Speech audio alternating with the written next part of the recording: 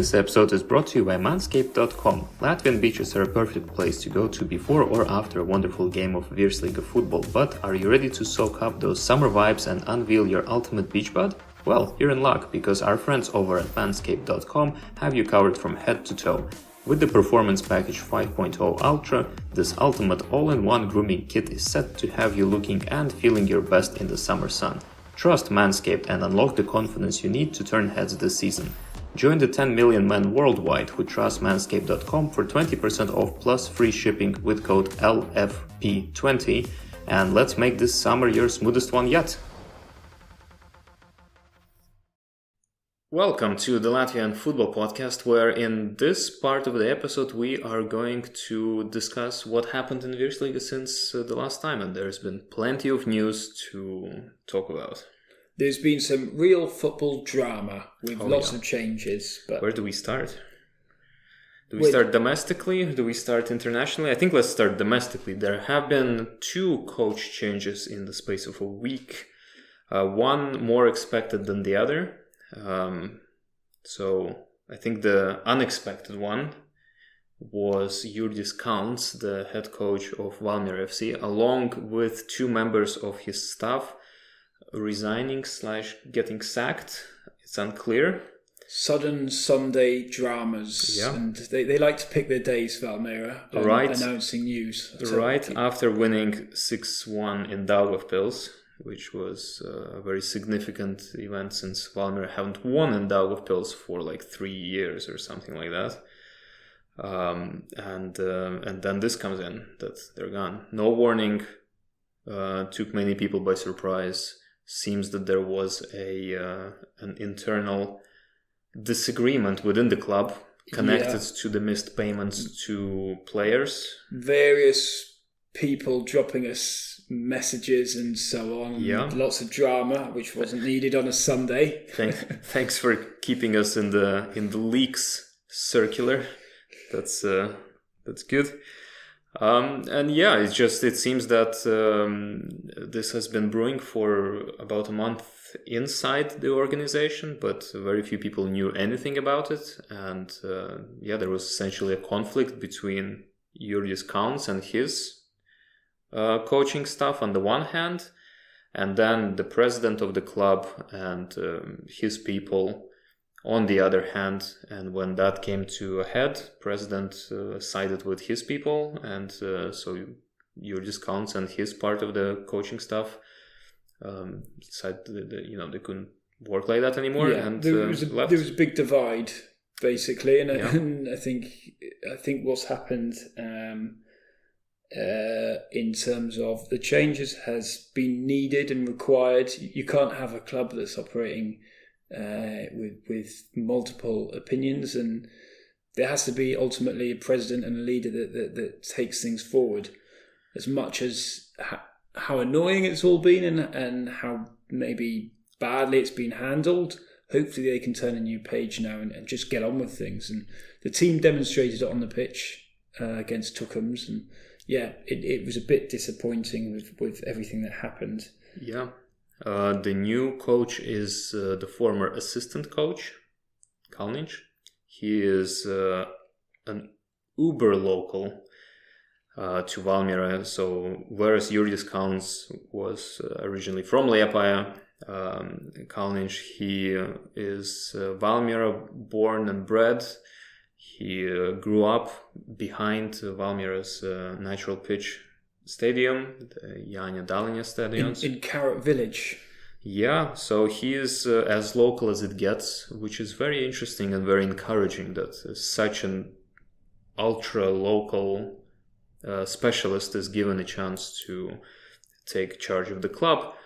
Circumstances notwithstanding, of course. Yeah, circumstances have been a bit frustrating, but I think from my perspective as a Valmiera supporter, I hope they can just get on with it now and move on. Yeah. I think he's a good coach. I think he'll prove himself.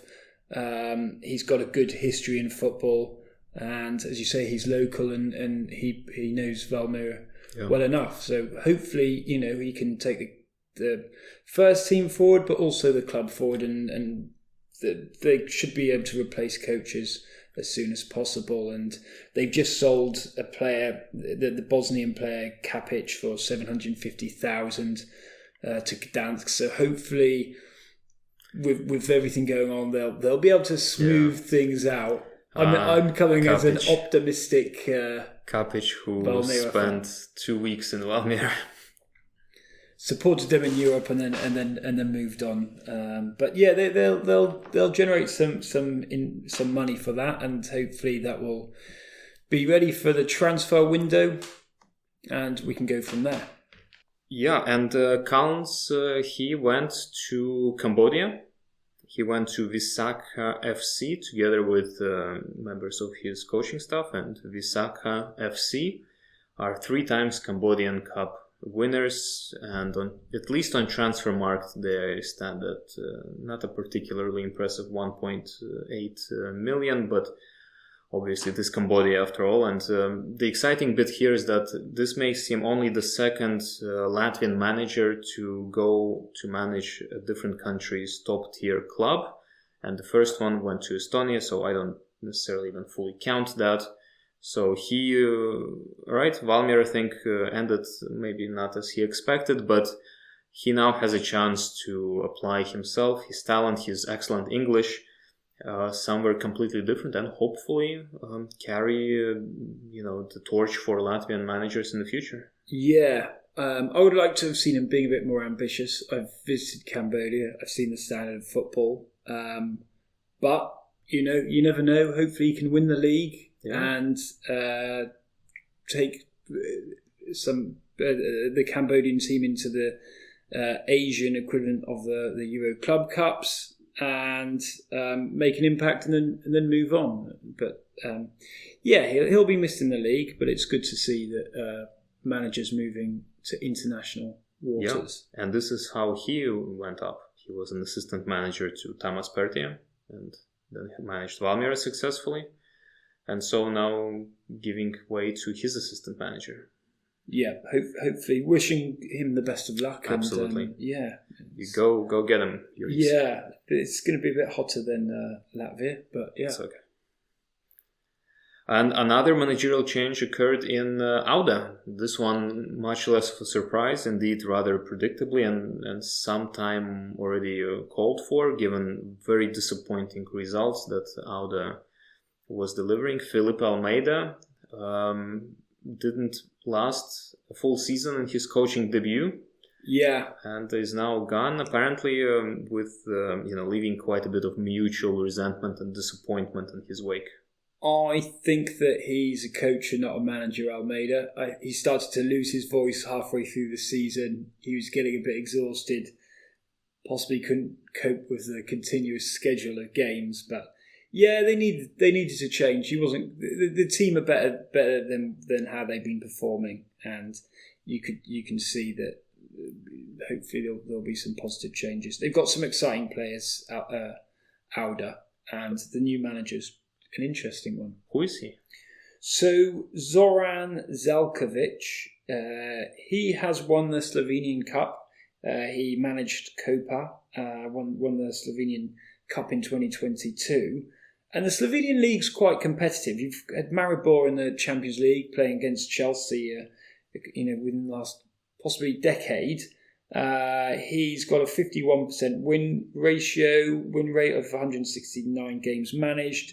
He was a year at Ljubljana. From my sources in Slovenia, they speak very, very fondly of him. He's supposed to be quite a good manager. I saw his interview against Meta. He sounded very positive. I want to see a bigger, faster tempo, fitter players, and a team that can constantly pressurise the top 3 teams and be more successful than what they're doing at the moment. So you think we're should be expecting another Gegenpress style team in the Virsliga? I think that the league just got more competitive with this new appointment, and I think it was the right direction to go. And based on what I've heard about him, and I really liked his interview as well, players cramping up isn't acceptable. So yeah, hopefully. It has been happening a lot lately, but I mean, it has been a crazy schedule. It's been a crazy schedule, but these are professionals, and you expect a higher standard. And if you're cramping up, then you're not training hard enough. Yeah. Much like Counts, this will also be Zelkovic's first international experience. He's only ever managed Slovenian clubs before. But I agree. He seems... it's just something that's immediately relatable in him. He seems to have a bit more authority than Almeida, and I saw him against Meta, and I've watched his interview, and I think he's what that club needs. And hopefully now, I didn't have confidence of Auda under Almeida, whereas for some reason I think I've got a good feeling about this manager. Same. I'm very excited. And you asked your sources. I asked our friends at the Slovenian Football Podcast, who also said he should never have been fired from Olimpia Ljubljana, and that he's fantastic tactically. So great. Very exciting. Hopefully it's a bit of a coup for the league, and Auda might be able to challenge the top three teams. Maybe not Valmiera, but not given. I think not given their point count, but they should be able to challenge for that last European spot, which is fantastic. He also complimented the pitch at the Skonto. Yeah, interestingly, not many foreign managers do that. Usually we hear the opposite thing, including lately from our new national team manager, that infrastructure is terrible and the league is good, but it could be so much better. He came and said, pitch looks great. So I like him just for that right away. We'll see how his comments on the 3G pitches as well. Yeah, well, I mean, Slovenia is not... a land of perfect infrastructure either. So they've got some good stadiums though.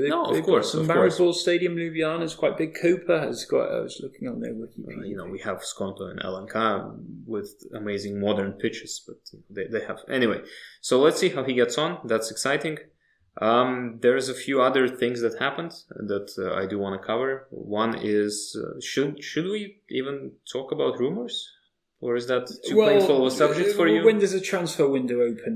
In a week, I think. In a week, so I think we have to. And Valmiera losing a captain apparently. Counts is not the only one who left Valmiera. And Valmiera's, mind you, tax debt that we spoke of last episode hadn't gone away anywhere. In fact, it's gone up, which... is interesting in a negative way, but there are rumors that they're gonna do a bit of a yard sale of players again. So what we are pretty sure of is that the captain Daniels Balodis, national team central defender, is going to RFS. Has that been confirmed or that's just gossip? That's been pretty much 95% confirmed. Okay. So he's going to go to RFS, which leaves interesting questions for Marcis Osh. I'm not sure where he'll fit in the team. Well, they might look to, and this is kind of already unconfirmed rumor territory, but RFS might want to sell Lipušek. Okay. In that case, and if that happens, then that's where he comes in. If not, then he will compete with Osh and Stuglis for the third in the hierarchy. Yeah. We'll see on the outcome. Another rumor is that Nix Sleda will also go to RFS but stay on loan with Valmiera. Sleda, of course, was in the RFS system before, and Valmiera bought him for like 100,000 euros or something in that range. That would be a big loss because he's got a lot of potential. Yeah. But then again, didn't manage to break through the RFS competition. It's difficult. It's difficult. RFS aren't as they don't introduce as many youth players. I don't think as Valmiera. And then Doi and Gay are rumored to go to Liepaja to join/rejoin Tamas Pertia. Well, we will see on the outcomes. I think nothing is certain with Valmiera. Something changes every day. They've now got a bit of, hopefully, capital from their transfer. So I remain optimistic. They do have quite a large squad. They've got some good quality fringe players as well. So I think there's players that can always be replaced in the Valmiera squad. Yeah. Obviously, losing the two Senegalese attacking players would be a bit of a loss, but there's players that can step up. Yeah, hopefully, because losing 2 key central defenders and 1 key, 1 semi-key attackers, that could damage you. But for now, it's gossip, and for now it's gossip. I don't know if you're a Valmiera player, why would you want to end up at Liepaja? Money. Valmiera doesn't pay your salary for 5 months. Valmiera is a beautiful place to live. And Liepaja is rich. You've got a magnificent river. It's a great town, overflowing great with money. So that's the reason. Yeah. How about that? We'll see. I'm sure there will be a bit of activity in the transfer window that we'll be talking about, and that's what makes this league so exciting. Is that it could be flipped upside down at any point. Yeah. Well, not upside down, but mid-side based up or on down, player transitions and it seems that RFS and Riga are pretty comfortable in the dominant. But speaking of RFS, as we don't do that often enough, they're looking for an incoming transfer as well, which is a former Auda goalkeeper, Fabrice Ondoa. Yeah, this is a good signing. I think he's a great goalkeeper. He was very good at Auda. I mean, he's came from the Barcelona B team, so I think that's a good bit of business. He stood in goal for Cameroon national team at one point and almost got called up to the World Cup. I think he's got a lot of caps. Yeah, he's played a lot for Cameroon. So the opinions are a little bit divergent on this. Some say that he's a very good goalkeeper and he definitely is an excellent shot stopper. Back when playing for Auda, he saved more than a few penalties, including from RFS. Pretty much, I think, broke the spirit of Peter Mares at one point. Others say that he's a flashy goalkeeper. That is, he's small physically. Let's start with that. And that he's rather poor at long shots, at set pieces, and what he does is just make very beautiful jumps, and he has this very cool sort of a predator hairstyle going on. So people are not united on whether, how good he is. As an RFS fan, how do you feel about this? I am signing? deeply dissatisfied with the current goalkeeper lineup. Okay. Steinbors, I think, is basically ready to retire. Yeah, and he is almost 40. You can see that he's getting a bit older now. Nerogals, I never rated highly. So you've always felt RFS had needed a player, a better goalkeeper. Steinbors did fantastic when he joined for the Conference League group stage season.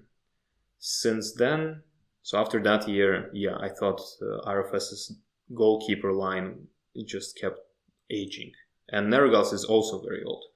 Now, the goalkeepers that RFS owns, which is Franks Orals for Daugavpils, Yanis Beks, who is with RFS but playing for the reserves, Sergejs Vilkovs for Tukums, I think they're fantastic goalkeepers. I don't know why they're not getting a chance to train and play for the first team. I think they're still lacking a lot of experience, and they're better off playing continuously for another club. I don't think they're quite ready. I think they need a bit more time. They're still making mistakes in the league, and you want a bit more experience. RFS is a fantastic defensive lineup. I feel like they can gain that experience whilst not really being too much of a risk. I can agree. I think that RFS need to be pushing more youth out. They've got some very exciting younger players that aren't quite getting enough game time at the moment. Yeah, RFS are not known to be a youth development team. But speaking of Ondoa, I am excited.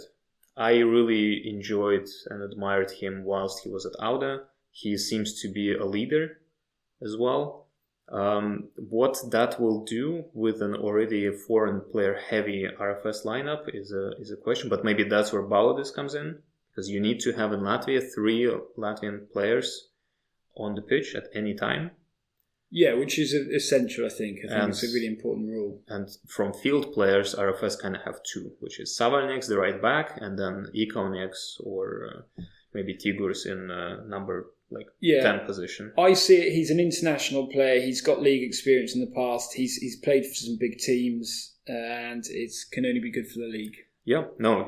When we lost him, it felt like a loss. So yeah, I liked watching him at Auda. He did some good stuff, and he might be a bit of a showman, but he's capable. I mean, that's good. Showmanship attracts spectators, and he's a good decade younger than Steinborst and Nergels. We'll see if we get some good Instagram reels at some point from his saves. Yeah, let's see. So that's transfer rumors that are worth noting. Obviously, there's going to be loan player swaps. That's inevitable. And something else that happened today, as on the day of recording, was the Champions League and the Conference League draw for the first qualification rounds. There are 4 teams from Latvia, RFS for the Champions League, Riga, Auda, and Liepaja. If you missed that, go listen to our previous episodes of why that is happening. And so they were drawn. The Champions League draw was first. Champions League was first, which I think is a very good draw for RFS. I think it's not the best draw, but I think it's a good draw in the group that they were. Why don't you think it's a good draw? Don't you feel RFS are a lot better than Northern Irish? Not even in the Irish League, a Northern Irish League team. Larne FC, yeah. Larne FC, yeah. Northern Irish and Irish teams have been troublesome for Latvian squads, other than when Riga FC just walked over Derry City, who play in the Irish League. There have been close calls. I think Larne's home record in European competitions is very impressive. They've won 3, drawn 2, and had 2 defeats, but they have beaten the Danish team AGF Aarhus and also Paços de Ferreira from Portugal as well. So a big Portuguese team. So I think RFS have to be really careful when they go to Northern Ireland. But RFS are ranked in the Euro Club Index 462, and this team are 523. So RFS are a favourite for this, for sure, but as you said, they shouldn't get complacent. They definitely shouldn't get complacent. There's a few ex-Scottish Premier League players. There's a Arsenal player who had a lot of potential but never quite made it. So they'll be a threat, but there's no... If RFS, are the fittest and they're motivated, they should win. Yeah. And I'm excited to get some of these, football in your blood culture fans in Riga. So if you're a fan of Larne FC and you want to come to Riga to watch your team hopefully not win RFS, then if you're unsure about anything, hit us up. We'll gladly help you out. It's a fantastic away day for you. LNK is a great new stadium. So you can drink beer in the stands. It's a great trip. There's plenty of flights from Northern Ireland. Frank here is almost Irish, so wow.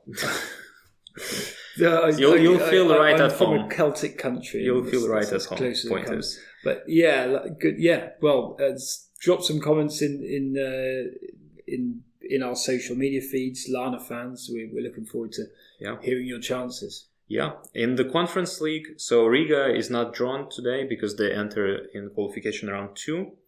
And both Auda and Liepaja got teams from Faroe Islands, which I don't even know. Are we trying to start a beef with Faroe Islands? Because we keep getting their teams, and their national team is in the same Nations League group with Latvia as well. So what's up with that? The coincidences, but they've played, if we talk about Liepaja, Vinkorgur have played a few Latvian teams in the past. They actually beat Daugava. Which one? The one with the D on the logo. Oh, the Riga one. Okay. The Riga one, yeah. But Ventspils thrashed them quite easily in 2016. And Auda's opposition, Torshavn, beat 26.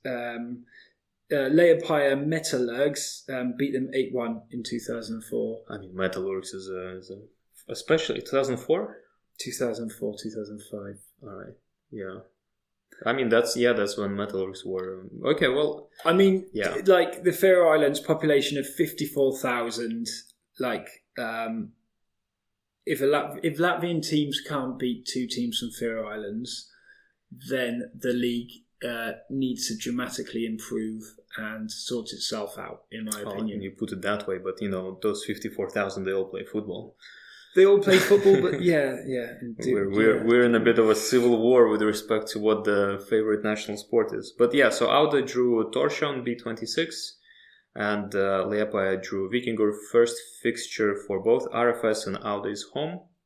Liepāja starts away, and then the return leg is home. Riga will have to see until after we record who they might draw.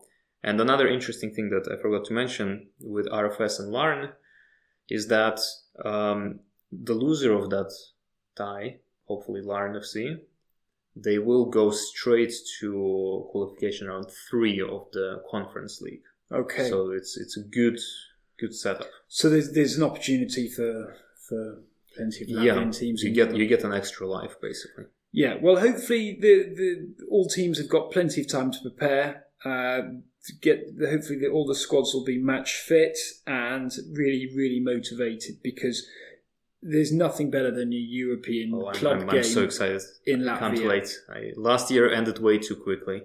I can't wait for European football to be back. Last season was really disappointing. Yeah. The season prior to that was amazing. So hopefully, we can bring back those great European nights to Riga and hopefully Liepāja as well. Yeah. The goal remains the same, top 33. And according to our friend David Parks, who... you can listen to on the previous episode, we need to get at least 2.5 coefficient points for that, ideally 3, which means really progression as far as possible. Yeah, based on the competitiveness of the current league, Virsliga, we expect the Latvian teams to get through to the next round of qualification. Don't know about Liepāja. Okay, Liepāja need to start pulling up their socks and kicking into gear. Make 1 or 2 good transfers in this window, and get on top of it. They're slowly getting there, but yeah. Yeah, but again, and we're talking so much about Liepāja this season of the podcast. I really try not to, but they're an exciting team. They've got a good stadium. But that's not the point. So last 2 years they've been rebuilding their squad pre-season, mid-season, and post-season. Yeah. And it leads nowhere. And now if you look at kind of the rumors that are flying around with respect to Liepāja's transfer policy, when the window opens so soon, it's going to happen again. And Tamas keeps throwing his squads under the bus, and it's going to happen again. And they've lucked out with this completely random lottery tickets to participate in Europe because Valmiera messed up. They've got very lucky. It's not so because unjust. Liepāja did something. And it seems they're going to be rebuilding again. Yeah. Where does that... I mean, at one point, what was that Einstein saying? That definition of crazy, if you keep doing the same thing and expect different results, that really starts looking like the personification of Liepāja. Well, they don't seem to... The only changes they make is with players and transfers, and the club seems to just be on the same train track. Yeah. So I'm gonna hope for RFS going through at least at best to the 3rd qualification round of the Champions League. So I think they'll go through Larn. I think they'll go through whoever's next, but not further than that, which will pretty much put them into the league stage of the Conference League anyway.